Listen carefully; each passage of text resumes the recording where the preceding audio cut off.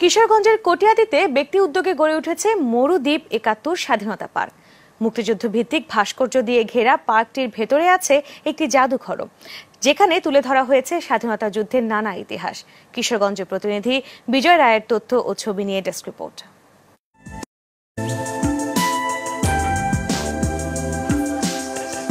ভাষা সৈনিক আব্দুল মতিন এবং মুক্তিযোদ্ধা তারামুন বিবি বীর প্রতীকের পরামর্শে জেলার কটিয়াদী উপজেলার লোহাজুর ইউনিয়নের কুরেরপাড় গ্রামে নুরুজ্জামান ইকবাল গড়ে তোলেন দৃষ্টিনন্দন এই মরুদ্বীপ ৭১ স্বাধীনতা পার্ক।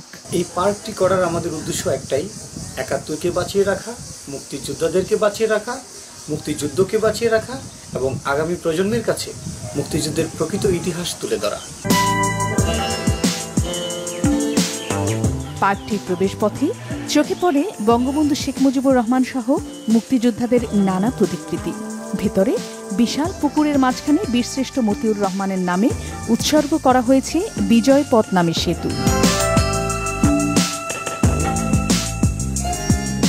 পুরো পার্ক জুড়ে আছে কয়েকশো বিরল প্রজাতির গাছপালা, আছে হাতি, জিরাফ আর হরিণের প্রতিকৃতি দিয়ে ঘেরা শিশু পার্ক। পার্কের পরিবেশ আমার কাছে ভালো লাগছে, সব মিলে আসলে একটা আনন্দঘন পরিবেশ। স্বাধীনতা পার্কে আসে অনেক কিছু দেখছি, অনেক ভালো লাগছে।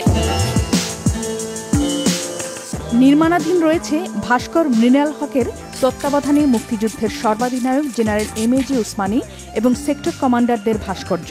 যিনি পার্কটি করেছেন তার মধ্যে যে সাহস এবং স্বাধীনতার চেতনাতে সেটা এখানে আসলেই বোঝা যায়। আগামী ৩রা নভেম্বর পার্কে যুক্ত হচ্ছে জাতীয় ৪ নেতার ভাস্কর্য।